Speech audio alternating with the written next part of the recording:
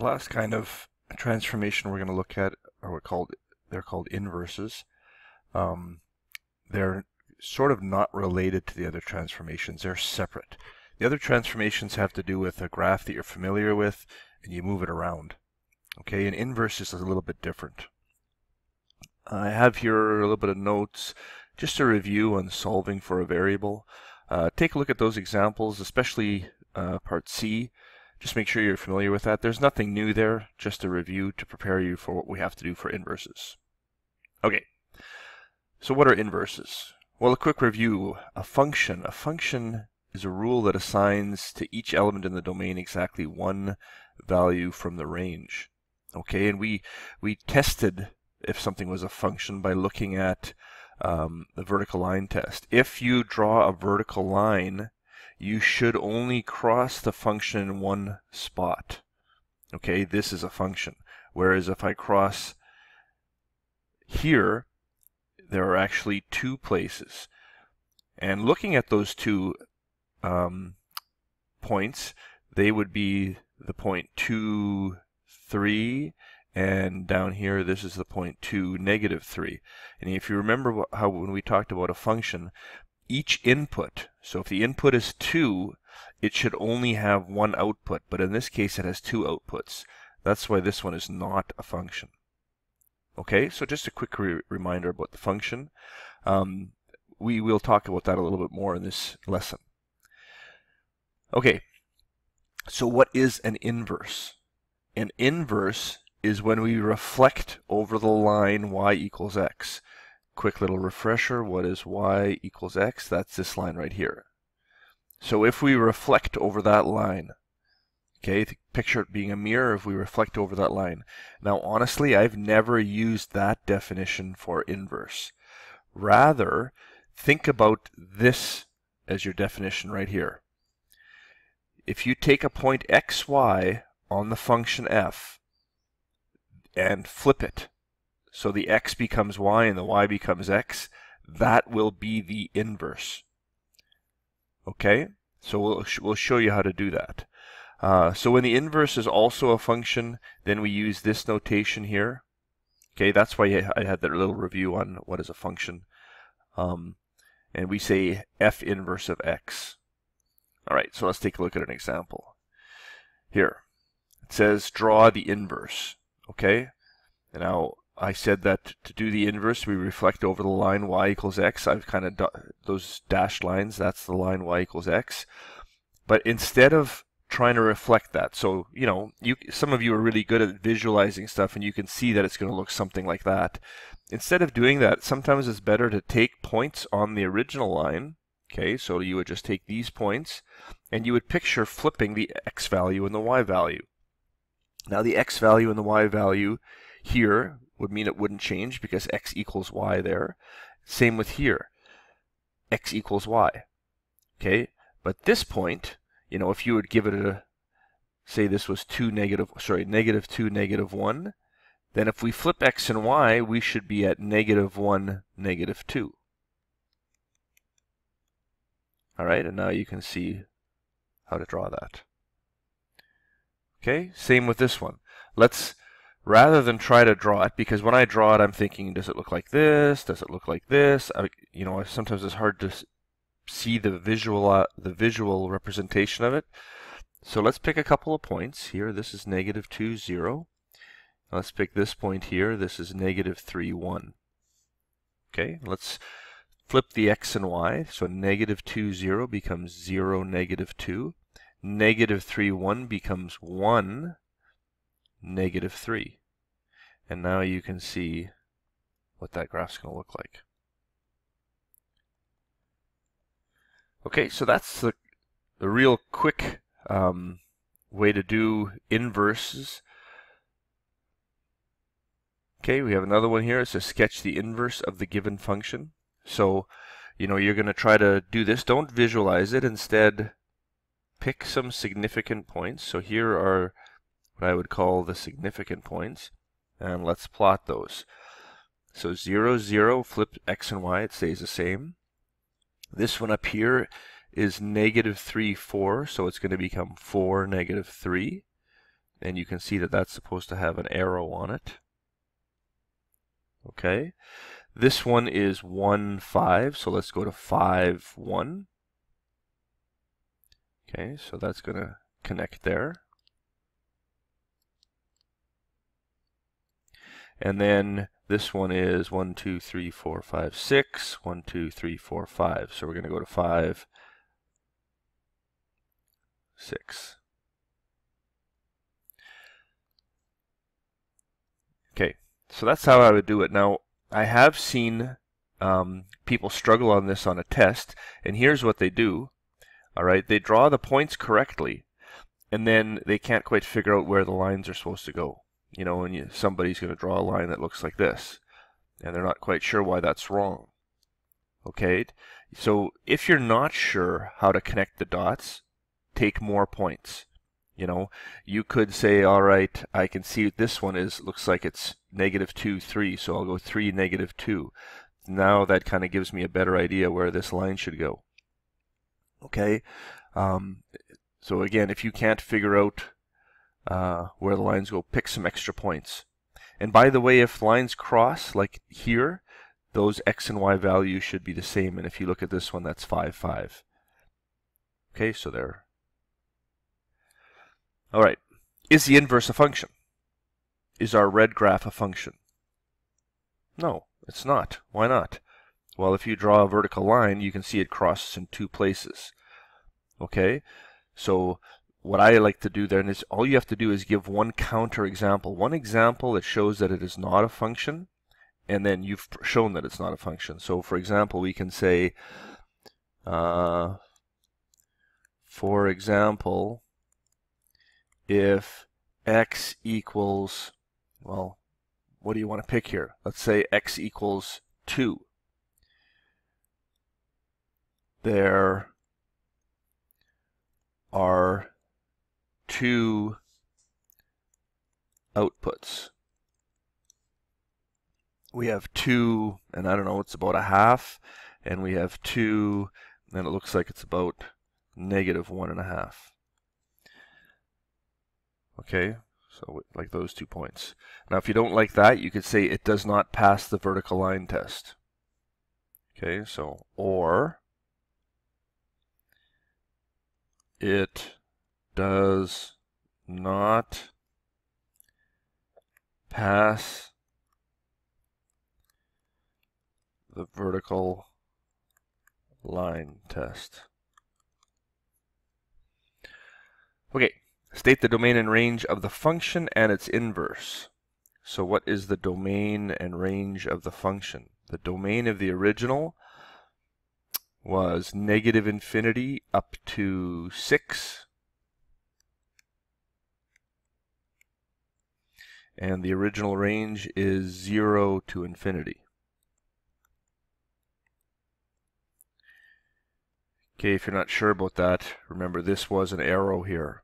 Okay, and that means it goes on forever. And so what's my range? Domain and range for the second graph. Now something interesting happens here. What's the domain? It's 0 to infinity. What's the range? It's -infinity to 6. And if you notice, because we're switching x and y's, the domain and range just switch. Okay, that's actually an important thing to note. Okay, and I've got that right here. The domain of f of x becomes the range of the inverse, and the range of f of x becomes the domain of the inverse. Okay, so I would kind of note that. That's an important thing to remember. So that's finding the inverse when you're given the graph. What we're going to do now is find the inverse using the equation. Okay, again, we're going to interchange x and y. So you're going to switch them, and then you're going to solve.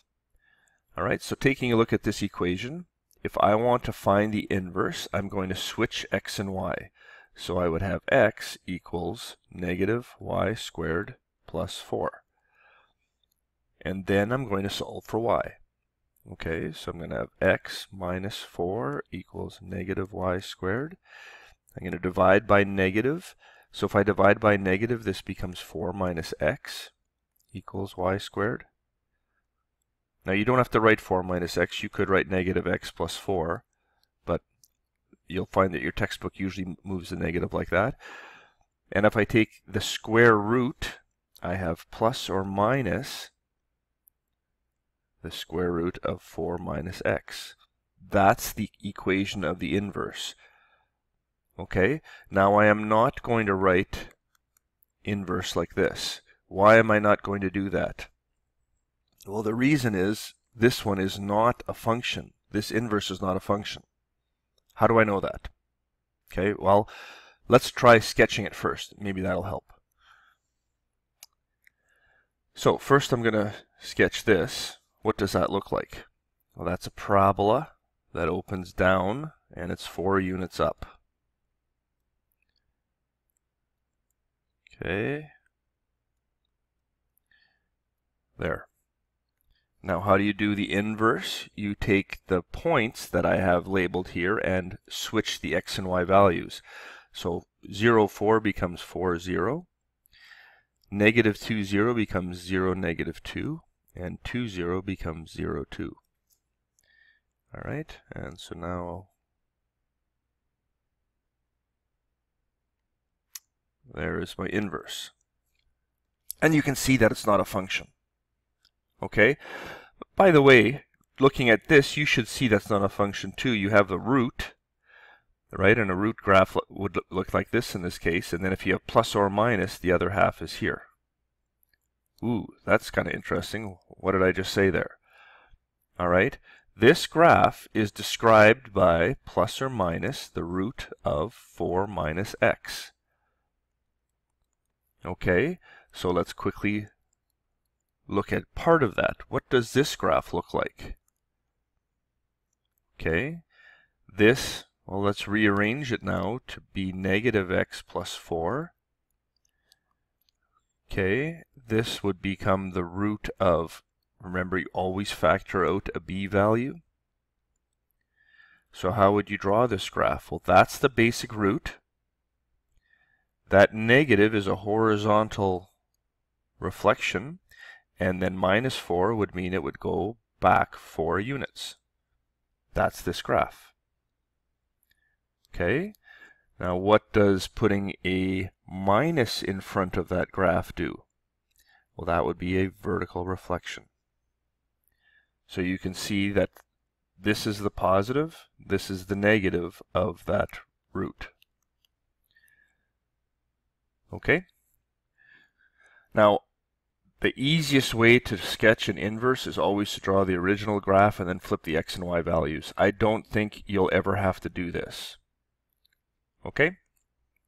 So, is the inverse a function? No. Doesn't pass the vertical line test. All right. I got quite a bit of homework for you here. I'll come back to that. That's kind of the review before the test. I do have a little bit more to do here in this lesson, so I want to get to that. But here is the work that I expect you to do. Okay, there's homework. If you notice here, there is that handout with all of the graphs. I would like you to make sure that they're all done. That's a great review for the test. Okay, then this is the the really big review with all the answers, and then there's some stuff in the textbook. Okay, let's try one more here. Sketch, and this is a really common question, gets asked a lot. So it says sketch this. Let's sketch that first. That's a parabola that's moved left 1, up 3. Okay, so I know it's going to open up. I would like another point. If I find the y-intercept really quickly, I find that it is at 4, and then because it's symmetrical, I know I have another point right here. Okay. If you're not comfortable, you could always pick one more point and draw that, but I'm good enough with that. Now let's draw its inverse. So the inverse, instead of being negative 1, 3, will become 3, negative 1. And the y-intercept becomes the x-intercept, and so I have this graph. There's the inverse. Okay, so that's a pretty easy question. I don't think you're going to have any trouble with that. Let's look at part B, it says determine 2 ways to restrict the domain. Okay, this is a phrase that comes up once in a while. Restrict the domain means only some x's are okay. All right. What is the original domain in this graph? The original domain is -infinity to infinity, right? And you can see if we use the entire domain, the inverse is not a function. So what we're being asked to do here is, if we only want to look at part of this graph, so that when we take the inverse it becomes a function, how could we restrict it? How could we say, let's only look at part of the graph? Okay, it says write the equation of the inverse each time. Well, here's the easiest way. Remember that this was the original parabola? Okay, what if we said, let's just look at this part of the parabola? Okay, we'll skip this part. Well, what would be the domain here? The domain for that graph would be from -1 to infinity. And if I took the inverse of that, well, you can see this is a function. Okay, so it says determine 2 ways to restrict the domain. Here is one way to restrict the domain. Write the equation of the inverse each time. Well, what's this? Is this... Well, we don't even have the inverse. We didn't find the equation. Okay, so let's find the inverse really quickly of this graph.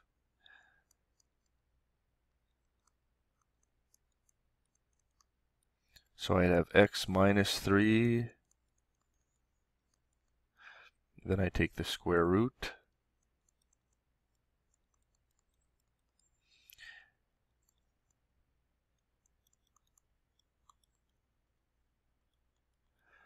All right, there is the inverse. That's this graph. Now, which part is this graph? Okay, let me write it here again. It's plus or minus the root of x minus 3 minus 1. Do you think this is the positive, or do you think it's the negative?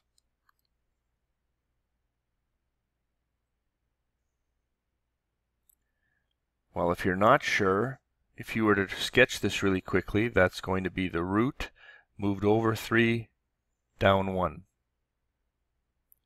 Okay, that's what the positive one is. So this one must be the negative one. Okay, so that's the equation. That's one way to restrict the domain. Now, there are many ways to restrict the domain, an infinite number. If you want to get really sort of cheeky, you know, here's one way to restrict the domain. Just use this little piece right here and just say the domain is from -1 to 0. Just that. In fact, you could just say the domain is 1 point. Say it's a y-intercept. Here, the domain is x equals 0. Okay? Anything you want, usually they're looking for this. Divide the parabola in half. All right. Last example. I think this is the last example. Yeah. Determine algebraically whether functions are inverses of each other. All right. So what we're looking for here is this the inverse of that? All right. The way to do this is you're going to take the inverse of one of them and see if it equals the other one. So let's take this. Find the inverse here.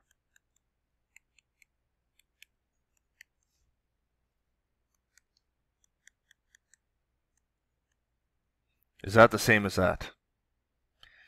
It is not. So I'm going to say, therefore, these are not inverses. Because they're not the same. This is not the same as this. Okay, let's try another one. So I'm going to switch x and y here. Okay, I switched the x and y from the first equation. Now I'm going to solve for y, so I get x minus 3.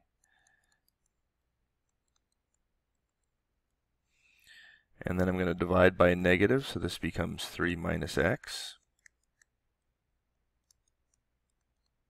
And then I'm going to take the square root.